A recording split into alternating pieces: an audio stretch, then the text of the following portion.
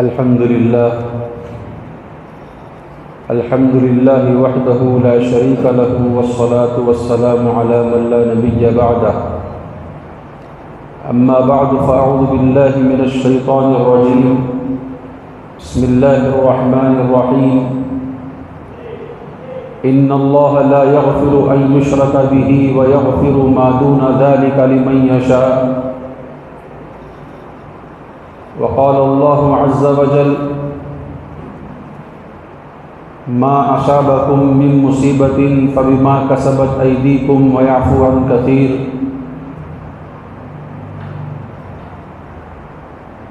ظهر الفساد في البر والبحر بما كسبت أيدي الناس ليذيقهم بعض الذي عملوا لعلهم يرجعون.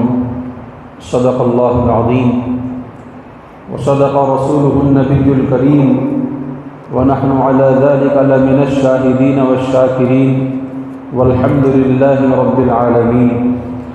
اللهم صل على محمد النبي الأمي وعلى آله وأصحابه وبارك وسلم تسليما كثيرا كثيرا. أما بعد. بزرگان محترم، عزیز دوستو، اسلامی سال کا مہینہ سفر المظفر شروع ہو چکا ہے. یہ اسلامی سال کا دوسرا مہینہ ہے. اللہ تبارک و تعالی نے اپنی حکمت اور اپنی مصلحت سے بعض مہینوں کو بعض مہینوں پر ترجیح دی ہے، فضیلت بخشی ہے. بعض مہینوں کی فضیلت ثابت ہے اور بعض مہینوں میں کچھ کرنے کا حکم ہے، اور کچھ مہینے ایسے ہیں جس کے اندر نہ کچھ کرنے کا حکم ہے نہ اور کوئی مسئلہ ہے. لیکن ایجاد بندہ ہر وقت زندہ کے مطابق لوگ اپنے طور پر اپنی منمانیاں بعض چیزوں میں داخل کر لیتے ہیں، اور اس طریقے سے وہ چیز بے دین لوگوں میں دین سمجھ کر اور سمجھا کر پھیلا دی جاتی ہے. یہ سفر کا مہینہ زمانہ جاہلیت میں جاہل لوگوں کا عقیدہ اس سے متعلق یہ تھا کہ سفر نحوست والا مہینہ ہے، سفر منحوس مہینہ ہے، اس کے اندر کوئی اچھا کام نہیں کرنا چاہیے. بہرحال اس قسم کی بہت ساری چیزیں، توہمات ان کے اندر تھیں. اسلام چونکہ اللہ کا بھیجا ہوا اس روئے زمین پر سچا دین ہے، اسلام نے جہاں اور چیزوں کی بیخ کنی کی ہے، جڑیں کاٹی ہیں، وہاں توہمات کی، بدعات کی، خرافات کی بھی جڑیں کاٹی ہیں. نبی کریم صلی اللہ علیہ وسلم نے ہر بدعت کو ختم کیا، زمانہ جاہلیت کی ہر رسم کو ختم کرنے کا اعلان فرمایا. نبی کریم علیہ السلام اپنی احادیث مبارکہ میں بہت ساری باتوں کے خاتمے کا اعلان فرمایا جو زمانہ جاہلیت کے اندر رائج تھی، جو بدعات کہلاتی ہیں. اور بدعات سے متعلق یہ بات ارشاد فرمائی کہ ہر بدعت گمراہی ہے اور ہر گمراہی جہنم میں لے جانے والی ہے. بہرحال بعض چیزیں نسل در نسل چلتی ہوئی جہالت کی باقی رہ جاتی ہیں. اس زمانے کی، زمانہ جاہلیت کی وہ چیزیں جو اس زمانے میں موجود تھی، وہم، گمان، چھوٹ چھاپ کا عقیدہ، سفر سے متعلق نحوست کا عقیدہ، یہ چلتے چلاتے مسلمانوں کے اندر بھی سرایت کر گیا، اللہ حفاظت فرمائے۔ اور آپ دیکھتے ہیں کہ بہت سارے مسلمانوں کا عقیدہ آج بھی یہ ہے کہ سفر منحوس مہینہ ہے، سفر کے اندر اس کی گھڑیوں میں، اس کے وقت میں نحوست گھری ہوئی ہے، یہ مسلمانوں کا عقیدہ ہے، اللہ حفاظت فرمائے۔ جبکہ زمانے کو، وقت کو، کسی مہینے، کسی دن کو برا بھلا کہنے کی ہمیں اجازت نہیں ہے۔ ہر وقت، ہر لمحہ، ہر لحظہ، ہر مہینہ، ہر ہفتہ اللہ کا بنایا ہوا ہے۔ اللہ کی بنائی ہوئی کوئی چیز منحوس ہو جائے، ہم کیسے ہمت کر سکتے ہیں کہ کسی وقت کو ہم منحوس قرار دیں؟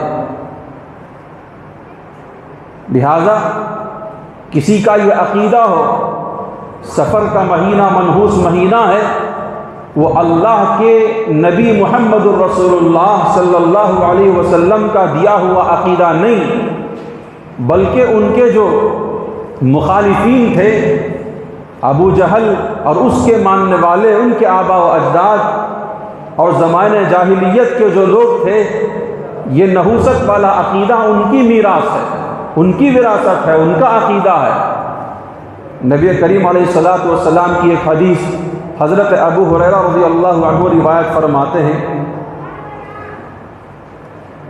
لا عدوى ولا سفر ولا حامہ، کہ اسلام کے اندر سفر نام کی، وہم نام کی، نحوست نام کی، بدفعلی نام کی کوئی چیز نہیں ہے۔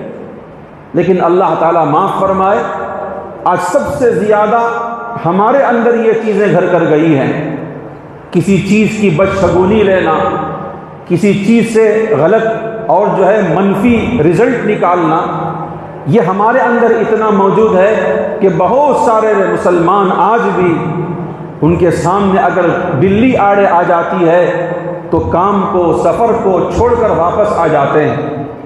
پوچھنے پر بتاتے ہیں جا رہے تھے کہ بلی نے راستہ کاٹ لیا، راستے میں آڑے آ گئی بلی، اس لیے ہم نے اس کو چھوڑ دیا۔ اب ان سے پوچھو کہ کیا ہوا؟ اگر بلی نے راستہ کاٹ لیا، آڑے آ گئی بلی، تو ہوا کیا؟ فرماتے ہیں کہ بلی کا آڑے آ جانا راستے میں یہ بدشگونی کی علامت ہے، جانے والا کام نہیں ہوتا۔ سفر میں جا رہے ہیں تو کچھ انہوری ہو جائے گی، اس قسم کا عقیدہ آج بھی بہت سارے جاہل قسم کے مسلمانوں کے اندر موجود ہے۔ اسی طریقے سے گھر کے اوپر کوئی پرندہ پکارے، الو پکارے، تو اس کا الگ عقیدہ گھڑ لیتے ہیں۔ کسی گھر کے اوپر الو یعنی گھگو پکارتا ہے تو سمجھتے ہیں کہ آج اس گھر سے جنازہ اٹھنے والا ہے۔ گویا کہ موت و حیات کا مالک اللہ نہیں، بلکہ موت و حیات کا مالک نعوذ باللہ ثم نعوذ باللہ ہم نے جو ہے الو کو بنا دیا ہے۔ کتنی بدشگونیاں ایسی چھوٹی بڑی چھوٹ چھات والا عقیدہ، الو کے پکارنے پر الگ عقیدہ، نحوست والا عقیدہ ہمارے اندر گھر کیا ہوا ہے۔ اور بھلے سے ہم مسلمان ہیں، اس نبی کا کلمہ پڑھتے ہیں جس نبی نے ان چیزوں کو اپنے پیروں تلے رون دیا، ختم کر دیا۔ جاہلیت کی رسوم و بدعات کو نبی کریم صلی اللہ علیہ وسلم نے ختم کرنے کا اعلان فرمایا۔ تو میرے دوستو بزرگوں، یہ سفر کا مہینہ یہ اور مہینوں کی طرح اللہ کا بنایا ہوا مہینہ ہے۔ اگر کوئی مسلمان اس سفر کے مہینے سے متعلق اس کی نحوست کا عقیدہ رکھتا ہے، یہ اس سے متعلق اپنا خیال جماتا ہے کہ یہ سفر کے اندر نحوست ہے، منحوس ہے، اور آپ کو معلوم ہونا چاہیے اب تو چلو لاک ڈاؤن کی وجہ سے، وائرس کی وجہ سے ہونے والی شادیاں بھی نہیں ہو پا رہی ہیں، شادی محل کی شادیاں بھی منڈوے میں ہو رہی ہیں۔ اگر عام حالات ہوتے تو آپ دیکھ سکتے تھے کہ محرم کے مہینے میں ہو یا بالخصوص سفر کے مہینے میں کیا مجال کسی مسلمان کی، بے دین مسلمان کی، کہ وہ شادی کرے۔ عام طور سے ہم دیکھتے ہیں اپنے شہروں میں شادی محلوں کے اندر گارمنٹ کے سیل کے آفر لگ جاتے ہیں، دکانیں یعنی گارمنٹ کھل جاتی ہیں اور جو ہے فیکٹری کے آؤٹ لیٹ کا جو ہے بورڈ لگ جاتا ہے. وہ شادی محل جو عام دنوں میں ملا نہیں کرتے تھے، اویلیبل نہیں ہوا کرتے تھے، وہ شادی محل کپڑوں کی دکان میں بدل جاتے ہیں. ان سے پوچھو بھی کیا ہوا؟ آپ کے پاس تو آپ کا شادی محل بکنگ کرنے کے باوجود بہت کم ملا کرتا تھا. وہ کہتے ہیں کہ بھی مسلمان سفر میں شادی نہیں کرتا. وجہ کیا ہے؟ سفر میں اگر شادی کرو تو وہ شادی منحوس ہے. نعوذ باللہ من ذالک. میرے دوستو بزرگوں، کس حدیث سے ہم نے یہ نتیجہ نکالا، کس آیت سے ہم نے یہ نتیجہ نکالا؟ یہ تمام کی تمام باتیں نحوست والی، بدفعلی والی اور بدشگونی والی، ایک بیماری کا دوسرے کو لگ جانا، یہ چھوت، یہ چھات، یہ تمام چیزوں کو خدا کے لیے ختم کرو. اس کو ختم کرنا چاہیے. اللہ کا بنایا ہوا مہینہ ہے. دیکھو، میں ہمیشہ مثال دیا کرتا ہوں. ہمارا گھر ہے، کوئی مہمان آئے، آ کر کے ہمارے گھر کے اندر رکھی ہوئی چیز کو برا کہہ دے، یا میرے گھر کے دسترخوان پہ بیٹھ کر میری گھر کی بنائی ہوئی روٹی کے اوپر روٹی پر نام رکھ کر کے چلا جائے، آپ کے گھر کی روٹی ایسی ہے، آپ کو کتنا برا لگتا ہے؟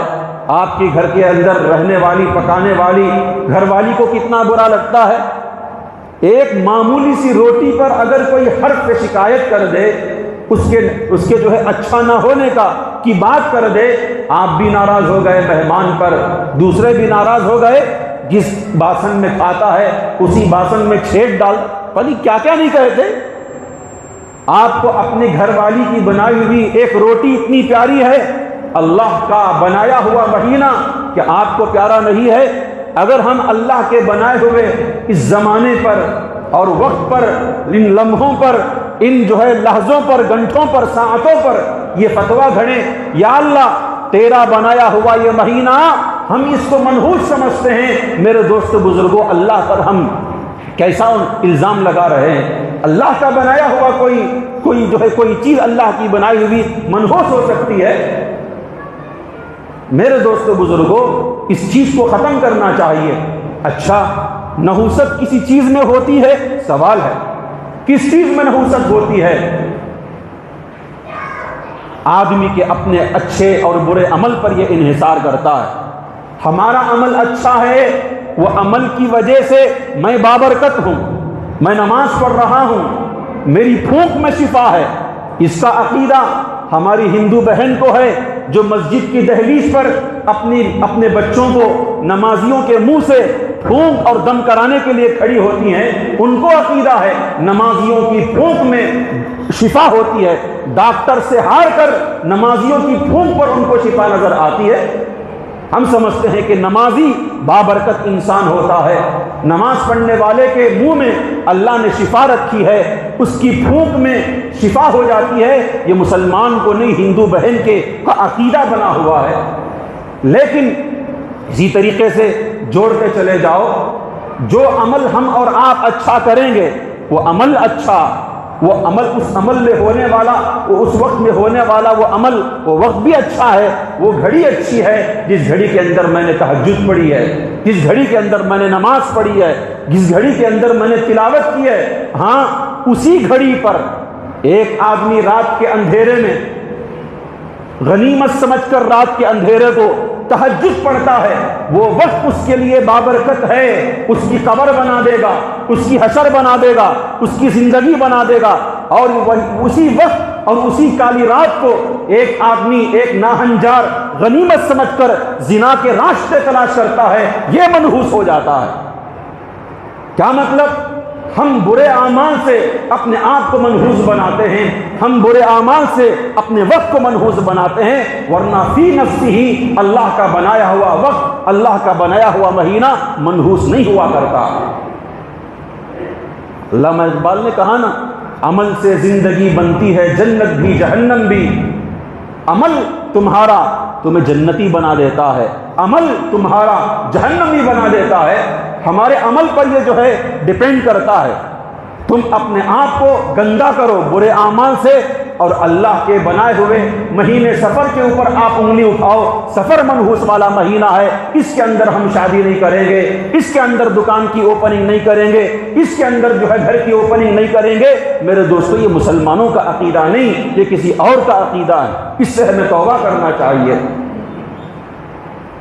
اور من گھڑت حدیثیں ایسی رائج ہو جاتی ہیں، ایک حدیث ہے من گھڑت جو ایسی رائج ہو گئی، جیسے ہی سفر کا مہینہ شروع ہوتا ہے وہ واٹس ایپ میں اور فلاں چیز میں یہ حدیثیں آ جاتی ہے۔ وہ کیا حدیث ہے؟ من بشرنی بخروج سفر بشرتہ بالجنہ، نعوذ باللہ، یہ من گھڑت حدیث ہے۔ کیا ہے کہ آپ صلی اللہ علیہ وسلم نے فرمایا کہ جس نے سفر کے مہینے کے اینڈ ہونے کا مجھے جو ہے اعلان کیا یا مجھے خوشخبری دی، میں اسے جنت کی خوشخبری دیتا ہوں۔ کیا مطلب ہے؟ سفر اتنا نحوست والا مہینہ ہے کہ اللہ کے نبی صلی اللہ علیہ وسلم بھی اسے جلد سے جلد ختم ہونے کے لیے کیا کرتے، انتظار کیا کرتے تھے، حالانکہ من گھڑت حدیث ہے، اس کی کوئی اصل نہیں ہے۔ میرے دوستو بزرگوں، اصل میں سفر کے مہینے سے متعلق ہمارا عقیدہ یہ کیوں بنا ہوا ہے؟ عام طور سے مشہور ہے سفر اس مہینے کے اندر نبی کریم علیہ الصلوۃ والسلام بیمار ہوئے اور اسی حالت میں آپ صلی اللہ علیہ وسلم وفات پائے۔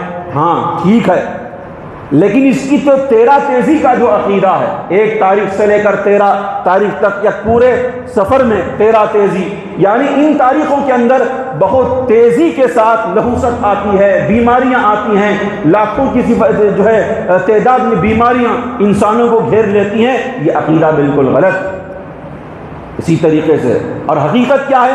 نبی کریم محمد رسول اللہ صلی اللہ علیہ وسلم واقعتاً اس مہینے میں بیمار ہوئے ہیں۔ آپ صلی اللہ علیہ وسلم قبرستان تشریف لے گئے، واپس آئے تو آپ صلی اللہ علیہ وسلم کو بخار آیا اور بخار ایسا بڑھنے لگا، شدت ہوئی بخار کے اندر کہ وہ بڑھتی ہی چلی گئی، بالآخر آپ صلی اللہ علیہ وسلم اسی بیماری کے اندر اللہ کو پیارے ہو گئے۔ فرمایا کہ وہ سفر کا آخری اشرا ہے، اور بعض روایتوں کے اندر 20 پر 9 سفر یعنی 29 سفر ہے، یعنی بالکل آخر میں۔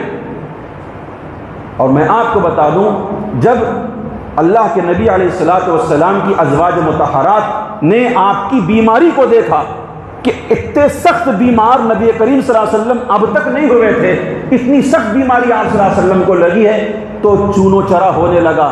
اتنی سخت بیماری ہے، کہیں آپ صلی اللہ علیہ وسلم کسی بیماری میں تشریف تو نہ لے جائیں۔ آپ صلی اللہ علیہ وسلم کے چچا حضرت عباس رضی اللہ تعالیٰ عنہ، انہوں نے بھی کئی لوگوں سے استفسار کیا کہ نبی کریم علیہ الصلوۃ والسلام بہت سخت بیمار ہیں، ایسے بیمار اب تک نہیں ہوئے تھے۔ تو ایک تو آپ صلی اللہ علیہ وسلم کے گھر کے اندر بھی آپ صلی اللہ علیہ وسلم کی بیماری کی جو خطرناکی ہے اس کو بیان کیا جا رہا ہے، اور آپ حضرت ابن عباس رضی اللہ تعالیٰ عنہ بھی۔ تو یہودیوں نے اس بات کو سن لیا اور انہوں نے واویلا مچایا، بلکہ خوشی منائی کہ اب محمد وفات پا جائیں گے۔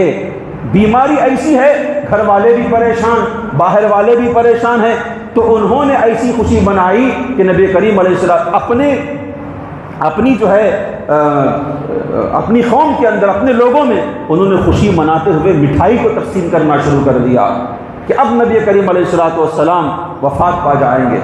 بہرحال بس اتنا سا مسئلہ ہے، آپ صلی اللہ علیہ وسلم جب بیمار ہوئے ہیں تو دوبارہ اچھے نہیں ہوئے، 29 سفر کو بیمار ہوئے ہیں اور 12 ربیع الاول کو آپ صلی اللہ علیہ وسلم اس دنیا سے تشریف لے گئے ہیں، تو کل کتنے دن ہوئے؟ 13 دن ہوئے۔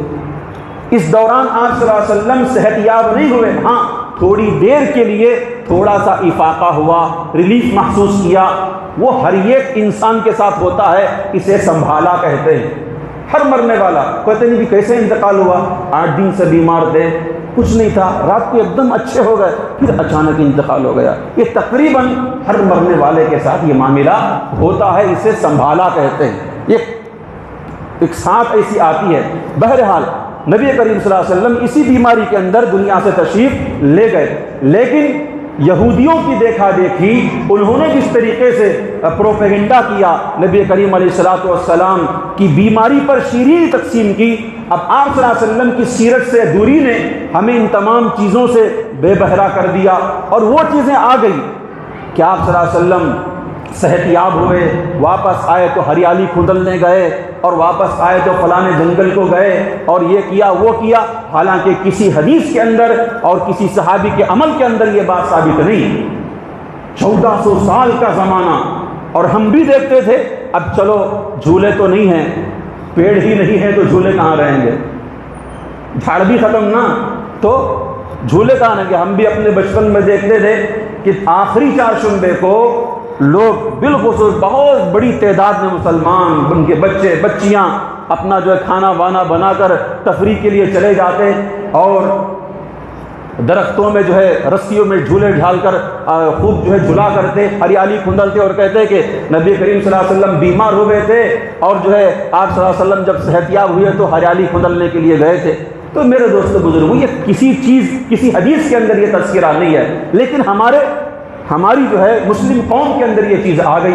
اب بہرحال جھولے کا مسئلہ ختم ہو گیا، ہریالی کھندلے کا مسئلہ ختم ہو گیا، نہ درخت رہے، نہ ہریالی رہی، نہ کھندلنے والے بھی نہیں رہے۔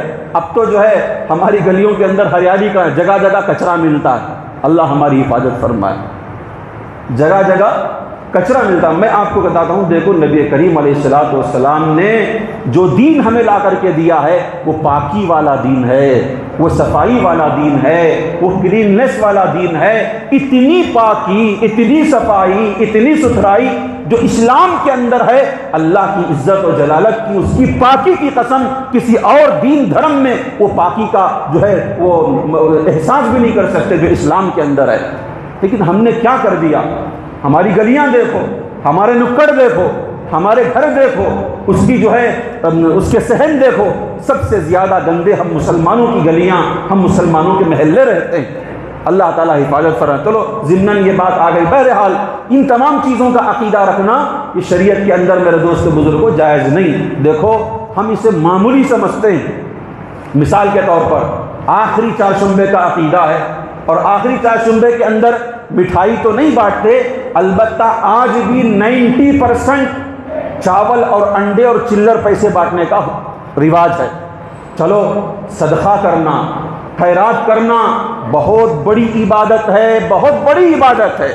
غریب کو کھانا کھلانا، مانگنے والے کو پیسہ دینا، ارے قرآن کہتا ہے وَأَمَّا السَّائِلَ فَلَا تَنْهَرْ، جو مانگے اسے جھڑکاؤ نہیں، اسے دیا کرو۔ تمہاری دہلیز سے کوئی خالی ہاتھ نہ جایا کرے، لیکن سال بھر جو غریب، جو بھکاری تمہاری دہلیز پر آتا ہے، اللہ کے نام پر کچھ دے دو، آگے جاؤ، برکت ہے۔ اب فقیر کو آگے بھیجنے میں بغیر دیے کہ برکت ہے یا دینے میں برکت ہے؟